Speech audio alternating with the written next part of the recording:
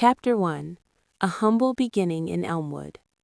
In the heart of rural America, in a small town called Elmwood during the late 1920s, a baby girl was born to a modest farming family.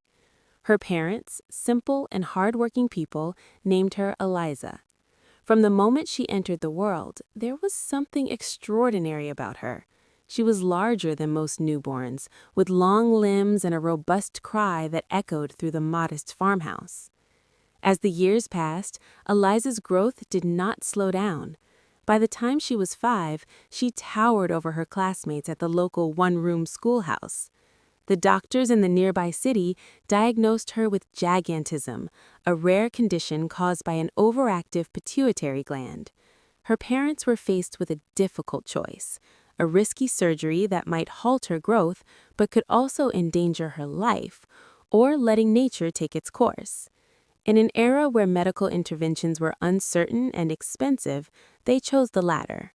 "God made her this way," her mother would say, "and we'll love her no matter what." Elmwood was a tight-knit community where everyone knew everyone else's business. At first, the stares and whispers were overwhelming. Children pointed, adults gossiped behind hands, but Eliza's personality shone through the awkwardness. She had blonde hair that caught the sunlight like golden wheat fields, bright blue eyes that sparkled with kindness, and a smile that could light up the darkest room. She learned early to stoop down when talking to others, to make them feel at ease. "I don't want to scare anyone," she'd say softly. Her childhood was filled with simple joys: helping on the farm, though tasks had to be adapted for her size, playing with dolls that seemed comically small in her hands, and dreaming of a normal life. She loved reading books about faraway places where height didn't matter.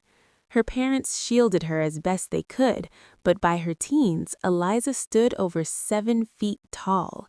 Clothes had to be custom-made, shoes were a constant challenge, and doorways became obstacles. Chapter 2. Finding Community in the Ladies' Auxiliary. By 1946, Eliza was in her early 20s and had reached nearly 8 feet. The war had ended and America was rebuilding. In Elmwood, the Ladies' Auxiliary was a beacon of normalcy, a group of women who organized bake sales, charity drives, quilting bees, and support for local families. Eliza, seeking a sense of belonging, decided to join. The women of the auxiliary welcomed her with open arms. They saw beyond her height to the gentle soul within. But practical issues arose immediately. The regular wooden chairs at their meetings creaked dangerously under her weight and were far too small. Eliza would perch uncomfortably on the edge, her knees nearly reaching her chest.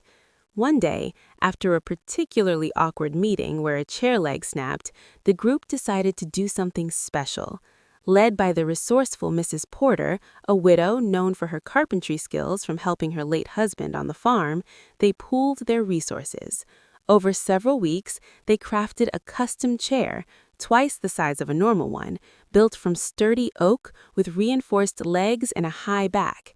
It was painted a cheerful white to match the others. When they unveiled it at the next meeting, Eliza's eyes filled with tears.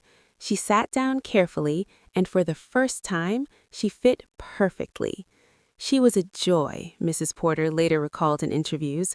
Tall as she was, she'd stoop to chat, always smiling. Sitting in her chair, you realized her scale. I felt like a doll beside her. In the auxiliary, Eliza thrived. She helped organize events, her long arms reaching high shelves that others couldn't. She baked pies that were legendary, though she ate no more than anyone else, and shared stories that made everyone laugh. The group became her family, a place where she wasn't a curiosity, but a valued member. Chapter 3. Entering the World of Wonder, Meeting Jack Riley. Life in Elmwood was comforting but limited. Medical bills were mounting, and Eliza dreamed of seeing more of the world. That's when Jack Riley entered her life. Jack was a charismatic showman, traveling the country organizing exhibitions and fairs. He'd heard rumors of the gentle giantess in Elmwood and came to see for himself. Jack was charmed immediately. "You're not just tall, you're extraordinary. The world needs to see your grace." At first, Eliza hesitated. Exhibitions meant stares, questions, being on display, but Jack promised it would be dignified, no freak show antics, just wonder and admiration, and the money would help her family. They struck a deal. Jack became her manager and close friend. Together, they hit the road. Shows featured Eliza simply standing, chatting with audiences, demonstrating everyday tasks adapted for her size. To add fun, they incorporated light-hearted tricks, placing a ribbon high on her head and offering prizes to anyone who could reach it. No one ever did, but the attempts brought laughter. Eliza was meticulous about her appearance. "Is my dress spotless?" she'd ask Jack constantly, twirling in custom gowns sewn by the auxiliary ladies.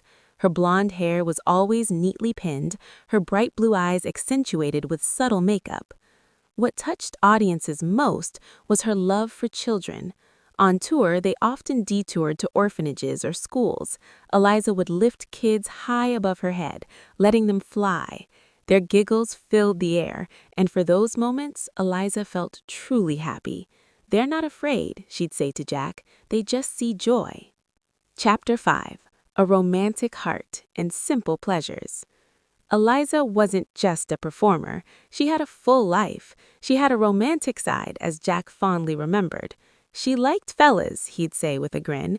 They went on double dates, movies in small theaters where Eliza had to sit in the back row, dances where she'd sway gently to big band music, careful not to overwhelm her partners.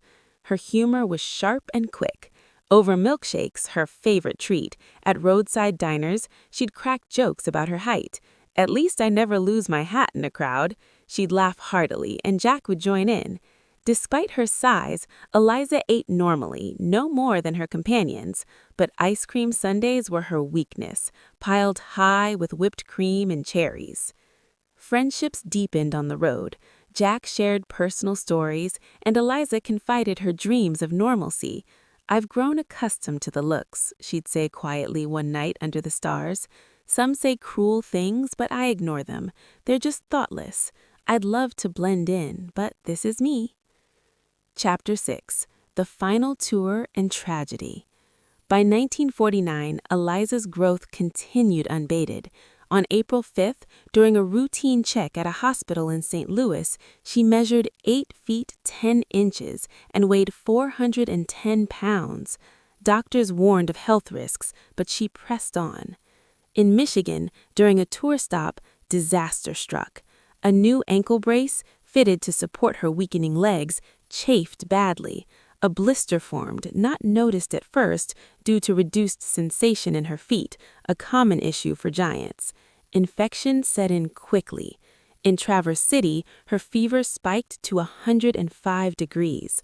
Rushed to care at a lakeside inn converted for medical use, doctors operated urgently. Antibiotics were administered, but the infection raged.